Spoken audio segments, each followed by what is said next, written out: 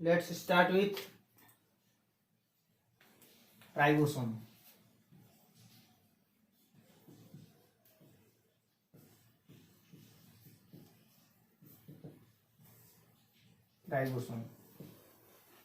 Ribosome जो होता है ये मेम्ब्रेन लेस ऑर्गेनेल होता है, मेम्ब्रेन लेस ऑर्गेनेलिज। ठीक है, हम लोग पढ़ चुके हैं कि प्रोकैरियोटिक सेल में मेम्ब्रेन बाउंड ऑर्गेनेल्स नहीं मिलेंगे। ठीक है, और राइबोसोम्स जो होता है ये मेम्ब्रेन लेस, मतलब इसके अराउंड जो है कोई मेम्ब्रेन प्रेजेंट नहीं होता है, या हम ऐसे बोल सकते हैं कि ये नॉन मेम्ब्रेनस स्ट्रक्चर होता है। ठीक है, नॉन मेम्ब्रेनस स्ट्रक्चर होता है। ये स्मॉलेस्ट ऑर्गेनेलिज ऑफ सेल होता है, सेल का सबसे स्मॉलेस्ट ऑर्गेनेलिज होता है। ठीक है, it was first discovered by George pallid. Hence it is also known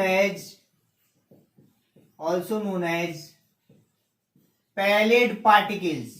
इसको क्या बोलते हैं? पैलेड पार्टिकल्स भी बोलते हैं। क्लियर है? नेक्स्ट पॉइंट साहब, ये प्रोटीन फैक्ट्री ऑफ सेल होता है, protein factory of cell. It is also known as protein factory of cell. जैसे हम लोग लास्ट क्लास में पढ़े थे कि पावर हाउस ऑफ सेल किसको बोलते हैं? माइटोकॉन्ड्रिया को, क्योंकि वो एटीपी जनरेट करता है। ठीक है, एटीपी को स्टोर भी करता है। ठीक है, उसका हाइड्रोलिसिस भी करता है। यहां पर ये प्रोटीन को सिंथेसाइज कर रहा है, इसलिए इसको क्या बोलते हैं? प्रोटीन फैक्ट्री ऑफ सेल बोलते हैं। ठीक है, प्रोटीन फैक्ट्री ऑफ सेल बोलते हैं, या इसको इंजन ऑफ सेल भी बोलते हैं। ठीक है, इंजन ऑफ सेल भी इसको बोलते हैं। क्लियर है? नेक्स्ट पॉइंट, इसका यदि नेचर देखें तो ये कैसा होता है? It is made up of ribonucleoprotein. किसका बना होता है? या इसका नेचर देखें या कंपोजिशन देखें तो ये कैसा होता है? राइबोन्यूक्लियोप्रोटीन होता है। That is ribose nucleic acid plus protein का बना होता है। ठीक है, ribose nucleic acid plus protein का बना होता है। क्लियर है? उसके बाद ये सभी सेल्स में मिलेंगे एक्सेप्ट मैच्योर आरबीसी। ठीक है, तो लिख लो, फाउंड इन ऑल सेल्स या all types of cells, either वो यूकैरियोटिक हो या प्रोकैरियोटिक हो, सब में मिलेगा। लेकिन एक्सेप्शन कहां आ जाएगा? Except mammalian RBC. Mature mammalian RBC लिख लो, ज्यादा बेटर रहेगा। ठीक है, मैच्योर मेमेलियन आरबीसी में राइबोसोम्स प्रेजेंट नहीं होता है। ठीक है, उसके बाद चूंकि ये माइटोकॉन्ड्रिया के अंदर भी प्रेजेंट होता है और प्लास्टिड्स के अंदर भी प्रेजेंट होता है, और माइटोकॉन्ड्रिया एक सेल ऑर्गेनेली है, प्लास्टिड्स भी एक सेल ऑर्गेनेली है, इसलिए इसको ऑर्गेनेली विद इन ऑर्गेनेली भी बोलते हैं। ठीक है, जैसे हम लोग माइटोकॉन्ड्रिया और प्लास्टिड्स को क्या बोले थे? सेल विद इन सेल, क्योंकि उसका अपना प्रोटीन सिंथेसिस मशीनरी था। ठीक है, तो लिख लो कि it is also found in mitochondria and chloroplast, या प्लास्टिड लिख दो। ठीक है, एंड प्लास्टिड। ठीक है, देखिए माइटोकॉन्ड्रिया में जब मिलेगा तो इसको हम बोलेंगे माइटोराइबोसोम्स। क्या बोलेंगे? माइटोराइबोसोम्स। तो यदि पूछे कि माइटोराइबोसोम्स क्या है, तो जो राइबोसोम्स माइटोकॉन्ड्रिया के अंदर प्रेजेंट होता है उसी को माइटोराइबोसोम्स हम बोल सकते हैं। ठीक है, प्लास्टिड्स के अंदर जो राइबोसोम्स प्रेजेंट होते हैं, ठीक है, प्लास्टिड्स के अंदर जो राइबोसोम्स प्रेजेंट होते हैं उनको हम क्या बोलते हैं, प्लास्टिडो राइबोसोम्स बोल सकते हैं। ठीक है, प्लास्टिडो राइबोसोम्स, ठीक है, प्लास्टिडो राइबोसोम्स भी इसको हम बोल सकते हैं। ठीक है, it is also found in mitochondria and plastids, hence it is also known as, इसलिए इसको क्या बोलते हैं, ऑर्गेनेली विद इन ऑर्गेनेली भी बोलते हैं। ठीक है, ऑर्गेनेलीज विद इन ऑर्गेनेलीज भी बोलते हैं। क्लियर है? नेक्स्ट पॉइंट साहब, पहले इसको लिखिए, हो गया।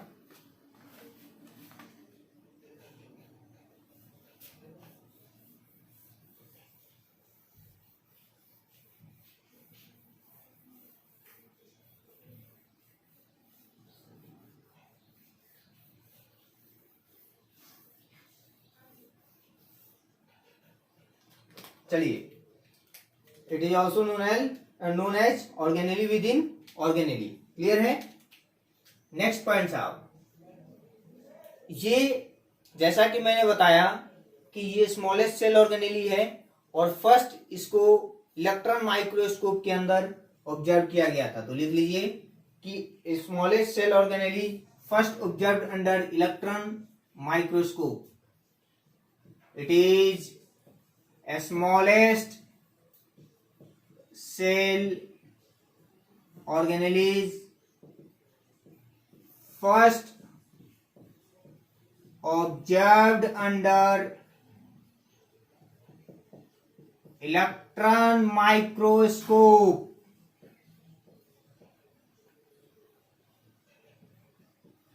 first observed under electron microscope।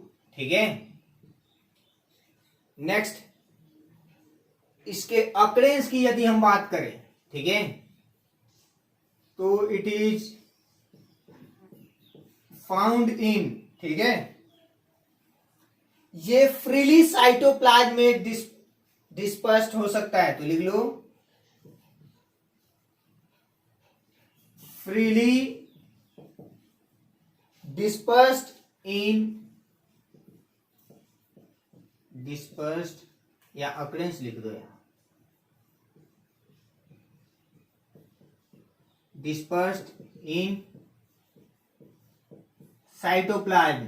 साहब, ये प्रोकैरियोटिक साइटोप्लाज्म में भी डिस्पर्स्ड हो सकता है, यूकैरियोटिक साइटोप्लाज्म में भी डिस्पर्स्ड हो सकता है। ठीक है, नेक्स्ट चीज, ये जैसे सपोज करिए, ठीक है, ये लार्जर सब यूनिट हो गया, ये स्मॉलर हो गया, ये लार्जर हो गया, ये स्मॉलर हो गया, ऐसे फ्रीली डिस्पर्स्ड है साइटोप्लाज्म में। दूसरी चीज कि ये ऐसे हो सकता है कि एक mRNA पर, ठीक है, एक mRNA पर मेनी राइबोसोम्स जो है एक साथ क्या हो सकते हैं, अटैच हो सकते हैं, किसमें, प्रोकैरियोटिक सेल में, for synthesize many copy of same type of protein.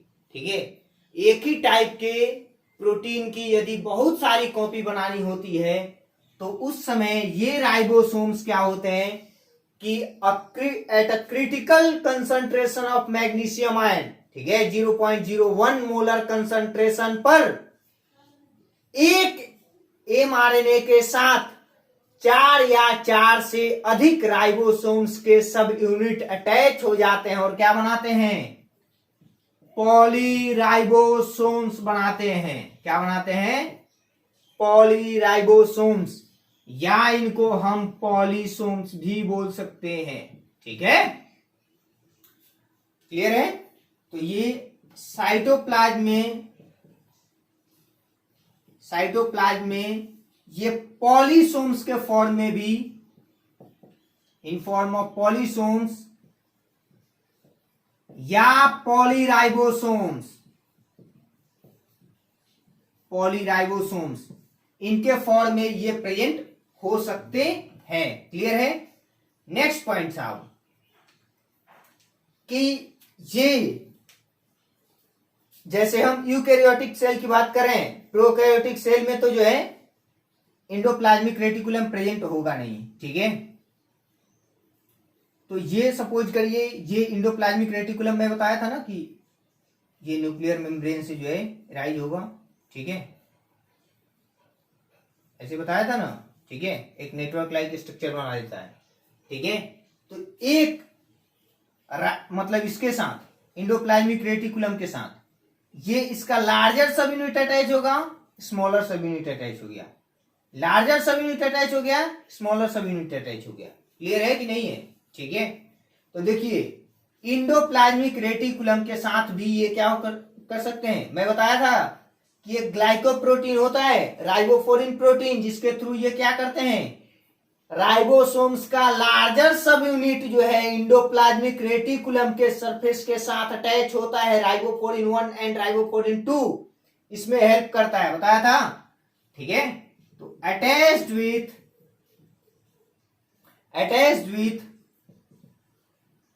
Endoplasmic reticulum to form क्या बनाते हैं, रफ एंडोप्लाज्मिक रेटिकुलम। ठीक है, एंडोप्लाज्मिक रेटिकुलम के साथ ये रफ एंडोप्लाज्मिक रेटिकुलम बनाते हैं। ठीक है, यहां पर जो प्रोटीन होगा ये प्रोटीन राइबोफोरिन प्रोटीन होता है। कौन सा प्रोटीन होता है? राइबोफोरिन प्रोटीन के हेल्प से, ribophorin 1 and ribophorin 2 which is a glycoprotein made up of protein plus sugar.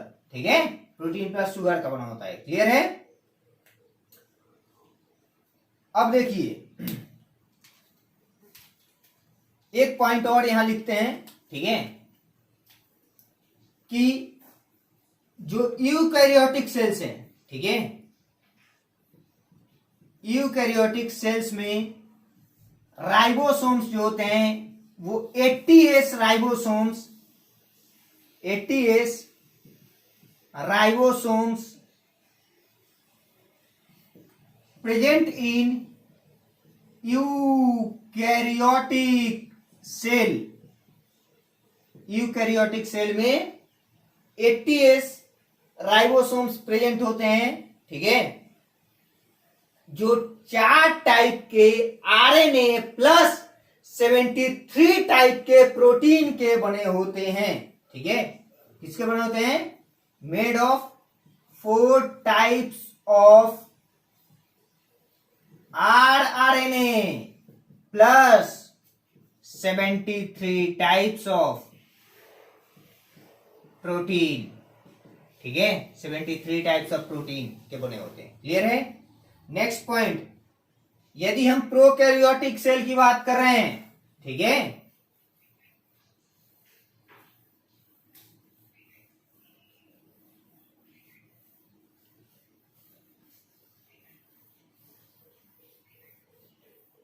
ठीक है, यदि हम प्रोकैरियोटिक सेल की बात कर रहे हैं,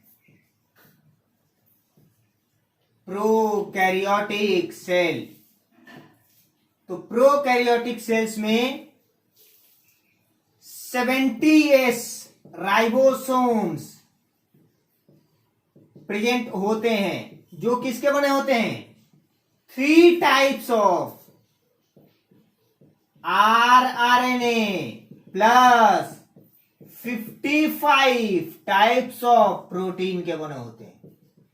3 type of RNA plus 55 types of protein के बने होते हैं। क्लियर है?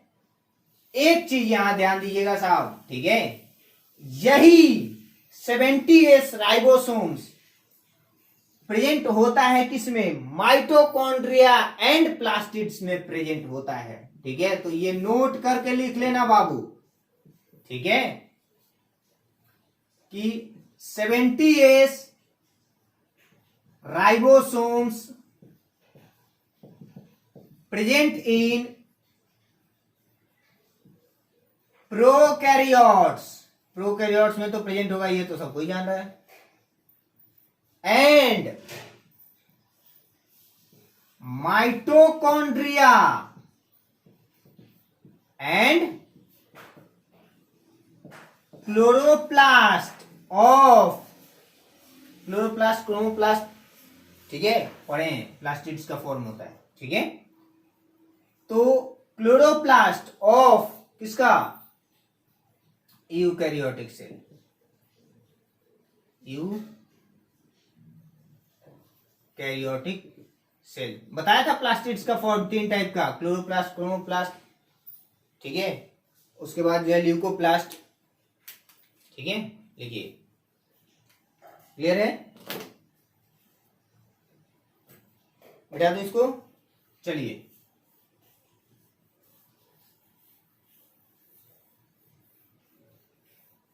एक पॉइंट और लिख लेना, ठीक है, क्या लिखना साहब, कि in mammalian mitochondria 55 S ribosomes is present, ठीक है। In mammalian mitochondria 55S ribosomes present होते हैं, ठीक है। मैमेलियन माइटोकॉन्ड्रिया में 55S राइबोसोम्स प्रेजेंट होते हैं, क्लियर है, किसी को कोई परेशानी नहीं होनी चाहिए, ठीक है। अब देखिए, हो गया। अब हम आते हैं, हालांकि सब कहानी तो मैं बता ही दिया, ठीक है, लेकिन एक चीज आइए ध्यान दीजिएगा, बहुत इंपॉर्टेंट है साहब, समझ में आ जाएगा तो मजा आ जाएगा। सेंट्रीफ्यूगेशन पढ़े होंगे, ठीक है, सेंट्रीफ्यूगेशन फिजिक्स में पढ़ाया गया होगा। ये एक सेंट्रीफ्यूगल डिस्क होता है, ठीक है, ये एक एजिटेटर से लगा होता है,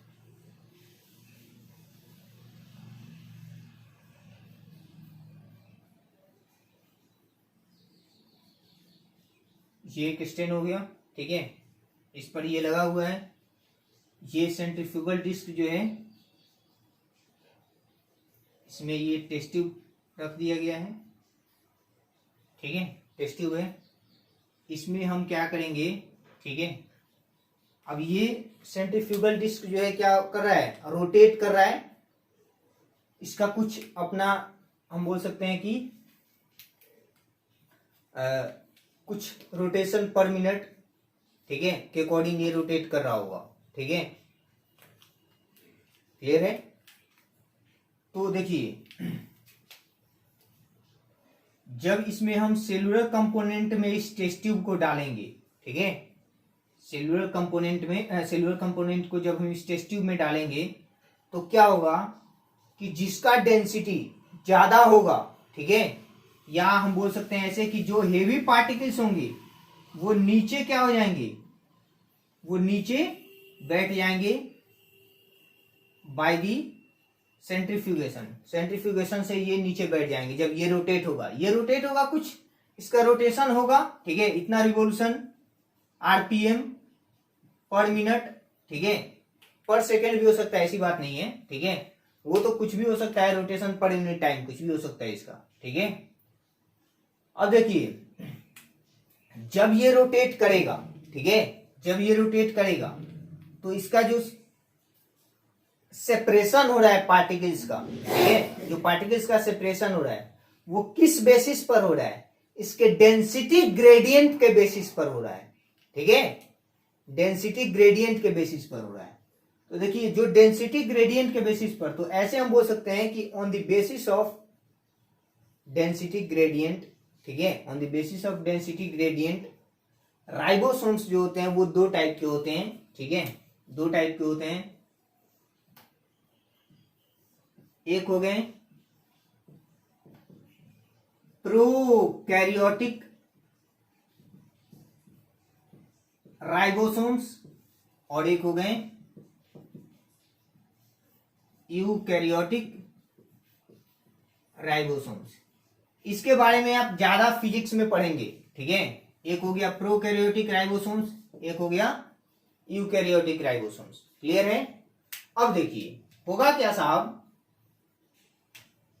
कि कुछ राइबोसोम्स का सेपरेशन जो है वो 70 रिवोल्यूशन पर यूनिट टाइम के अकॉर्डिंग होगा, तो उसको हम बोलेंगे 70s राइबोसोम्स, ठीक है। 70s राइबोसोम्स, ठीक है, जो प्रोकैरियोटिक सेल्स का होगा, सेल्स में जो होगा, और माइटोकॉन्ड्रिया में जो होगा, प्लास्टिड्स में जो होगा, जो 80 रिवोल्यूशन पर यूनिट टाइम के अकॉर्डिंग होगा वो हो गया 80s राइबोसोम्स, ठीक है। ये एस क्या रिप्रेजेंट कर रहा है, ठीक है, ये एस रिप्रेजेंट कर रहा है सेडिमेंटेशन कोफिशिएंट को रिप्रेजेंट कर रहा है। किसको?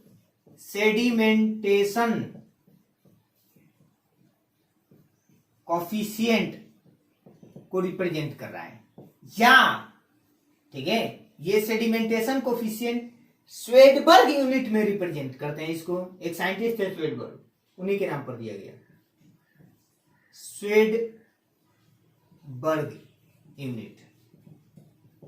यहां हम बोलते हैं कि सेडिमेंटेशन कोफिशिएंट को रिप्रेजेंट कर रहा है, या जो है स्वेडबर्ग यूनिट को रिप्रेजेंट कर रहा है। बात सेम ही है साहब, ठीक है, बात सेम ही है।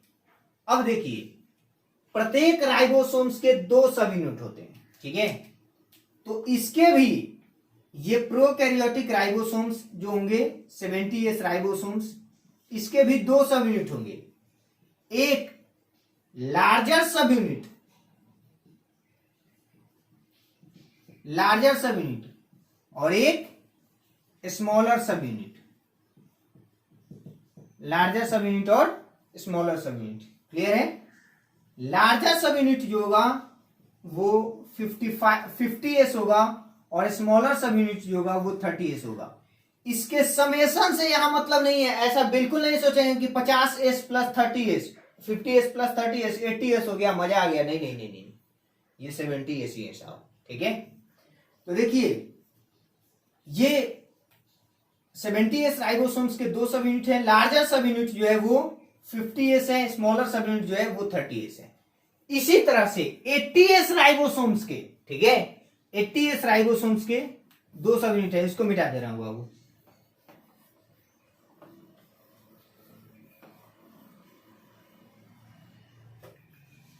एटीएस राइबोसोम्स के 2 सब यूनिट है, एक लार्जर सब यूनिट और smaller sub unit, larger sub unit और smaller sub unit. Larger sub unit जो होगा वो 60s का होगा, ठीक है, एक होगा 60s, ये लार्जर सब यूनिट हो गया, ये हो गया 40s, ठीक है। ये कितने रिवोल्यूशन पर यूनिट टाइम के अकॉर्डिंग इनका सेपरेशन हो रहा है, इस बेसिस पर करते हैं।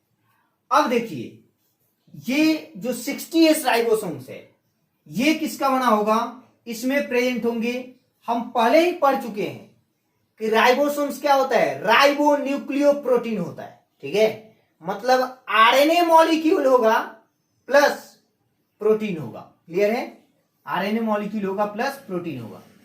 तो इसमें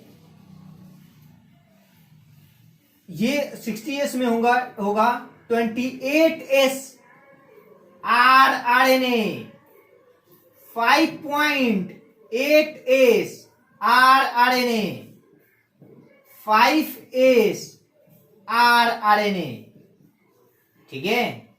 ये तो 3 आरएनए के मॉलिक्यूल होंगे, प्लस यहां पर प्रेजेंट होंगे 40 टाइप्स ऑफ प्रोटीन प्रेजेंट होंगे, 40 टाइप ऑफ प्रोटीन प्रेजेंट होंगे। तो 60s राइबोसोम्स का फॉर्मेशन जो हुआ है वो 3 types of RNA molecule plus 40 types of protein से हुआ है, ठीक है। 40s आरएनए का फॉर्मेशन जो हुआ है वो कैसे हुआ है साहब?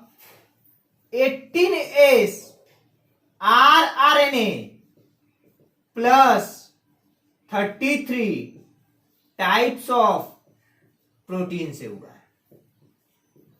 क्लियर है? 33 टाइप्स ऑफ प्रोटीन। अब देखिए, मैं बताया था कि यूकैरियोटिक राइबोसोम्स जो होता है वो 4 types of protein molecule, 4 types of protein molecule plus 73 types of protein का बना होता है।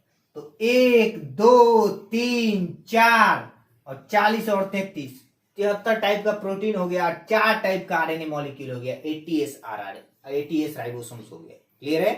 कोई डाउट नहीं होनी चाहिए। ठीक है, अब देखिए, अब यहां आ जाइए बाबू। ठीक है, तो 70S राइबोसोम्स का जो 50S सब यूनिट है, ठीक है, यानी लार्जर सब यूनिट जो है, ये किसका बना है? 23S rRNA plus 5S rRNA, ठीक है, 5S rRNA plus 34 types of protein.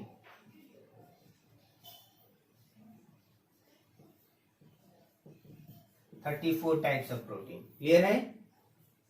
जो स्मॉलर सब यूनिट है, ठीक है, ये किसका बना हुआ है? ये बना है 16S rRNA plus 21 types of protein का बना हुआ है। 21 टाइप्स ऑफ प्रोटीन। जैसा कि हम लोगों ने पढ़ा था कि 70S राइबोसोम्स जो है वो 3 type of RNA molecule plus 55 types of protein का बना हुआ है। देखो भाई, 1 2 3 टाइप का क्या हो गया? 16S, 5S और 23S।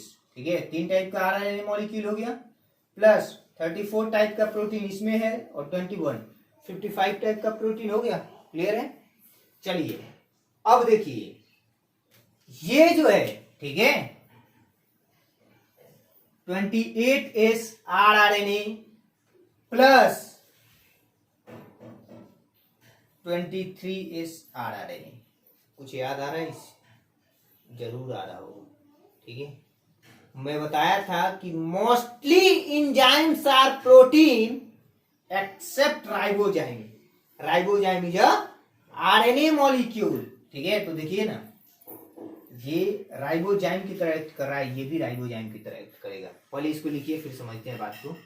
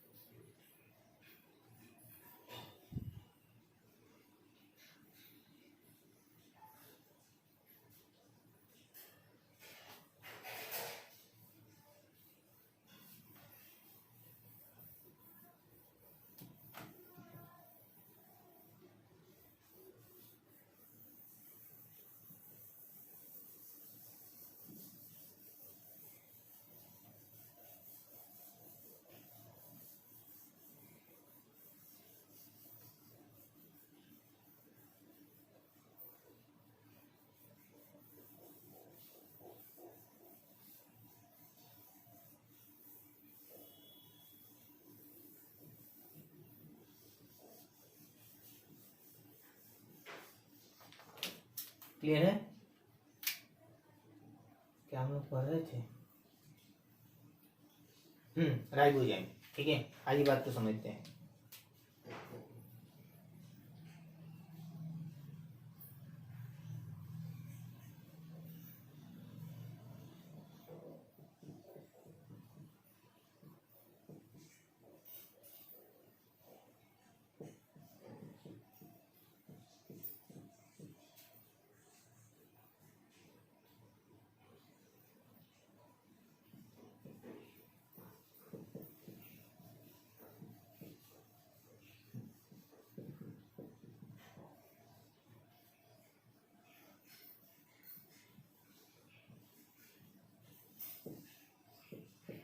ठीक है, ये एक एमिनो एसिड हो गया, ये एक एमिनो एसिड हो गया, हम लोग पढ़ेंगे आगे, ठीक है, 20 टाइप्स के एमिनो एसिड, ठीक है। अब देखिए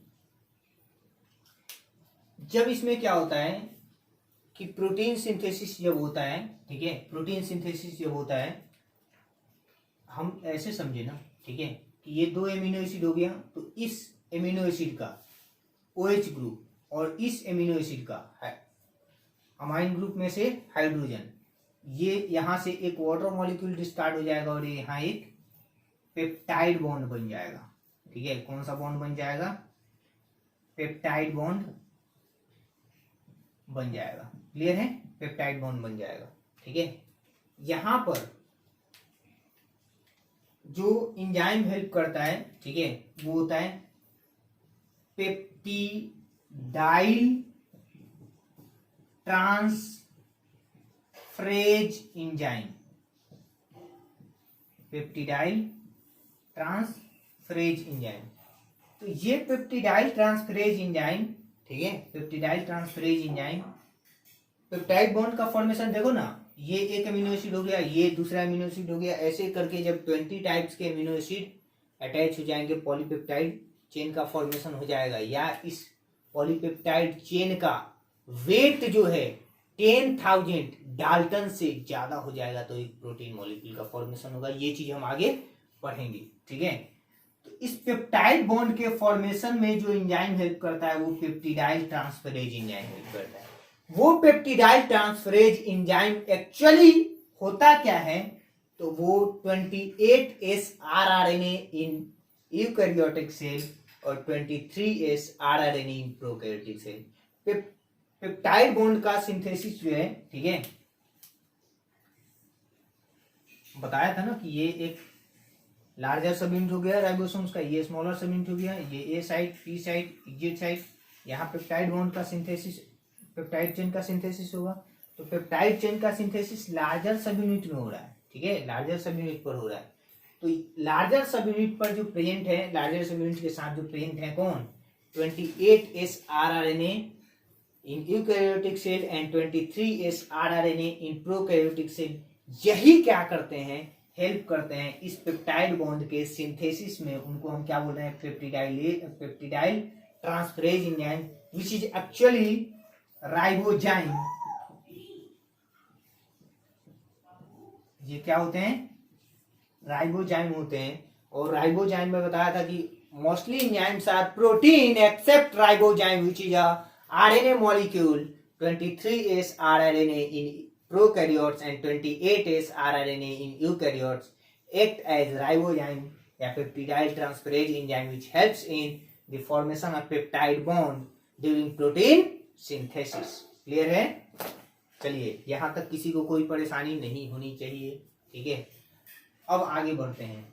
अब बात यह है साहब कि ये larger sub unit of ribosomes और smaller sub unit of ribosomes कब अटैच होते हैं, ठीक है। आइए इस बात को समझते हैं।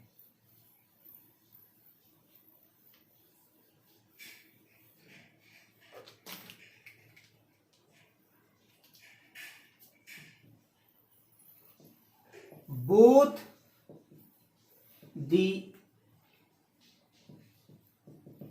Unit of ribosomes are freely dispersed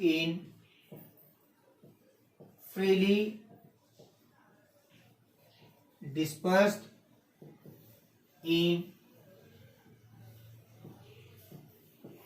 cytoplasm only they unite at the time of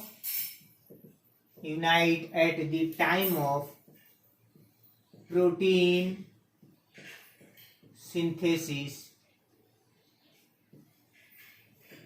at critical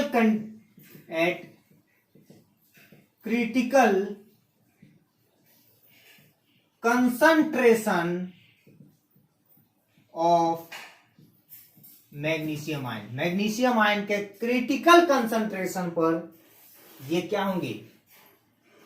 both unit of ribosomes that is smaller sub unit and larger सब यूनिट्स आर अटैच्ड, ठीक है, और वो यूनाइट होंगे। आइए साहब इस बात को समझते हैं।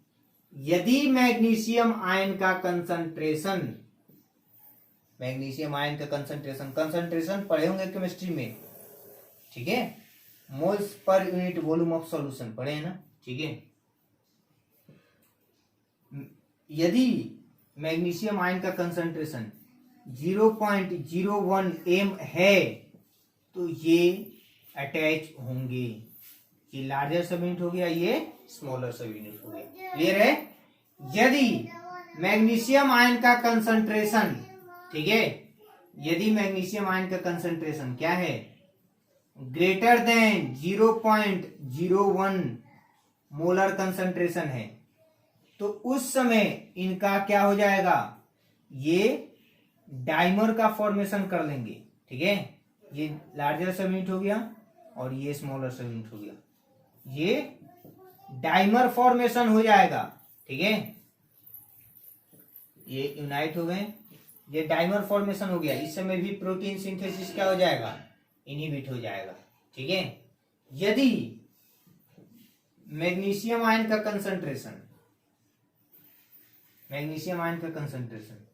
0.01, ठीक है, मोलर कंसंट्रेशन से कम है, उस सिचुएशन में भी क्या हो जाएगा, ये अटैच नहीं होंगे, ये एक दूसरे से डिसोसिएट हो जाएंगे, ये एसोसिएट नहीं होंगे, ये डिसोसिएट होगा एक दूसरे से, ठीक है। तो इस समय भी प्रोटीन का सिंथेसिस नहीं होगा, ठीक है, इस समय भी प्रोटीन सिंथेसिस नहीं होगी। लिखिए इसको,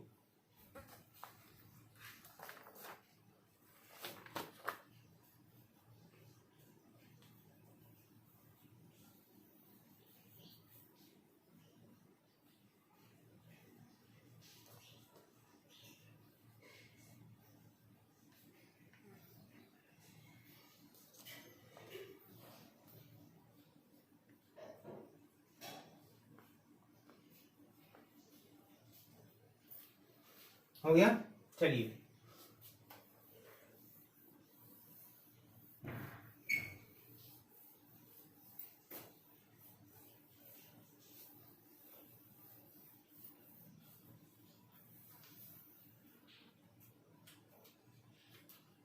नेक्स्ट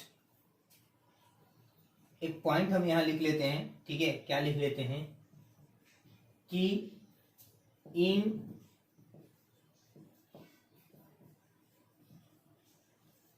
प्रोकैरियोटिक सेल्स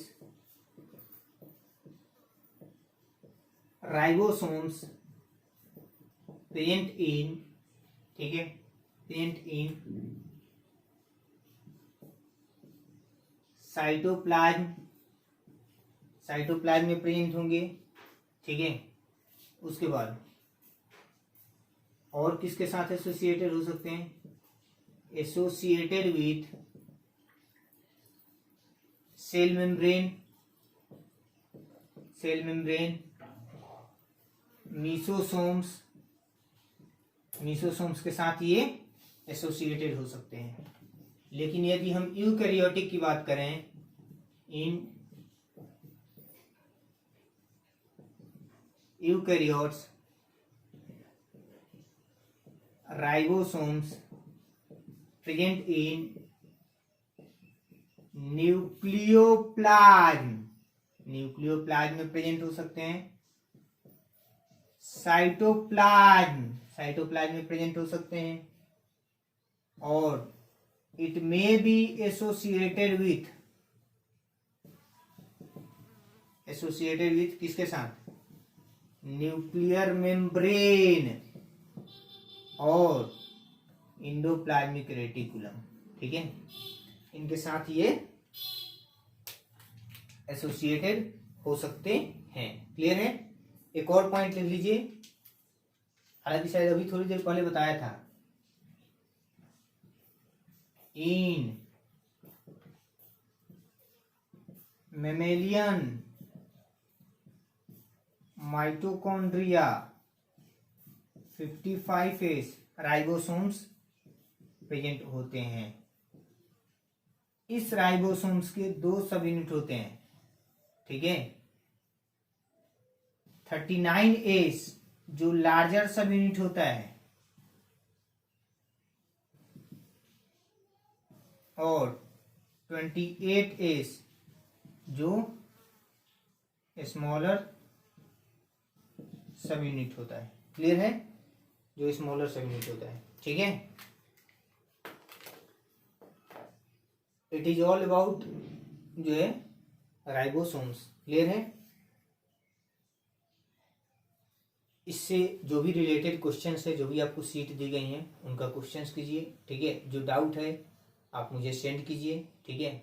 यदि वीडियो अच्छा लगे तो इसको लाइक कीजिए। अपना जो भी रेस्पॉन्स है, कोई डाउट है तो उसको आप कमेंट बॉक्स में डाल सकते हैं, ठीक है। जैसा लगे आप अपना रिस्पॉन्स दे सकते हैं, ठीक है। बहुत बहुत शुक्रिया।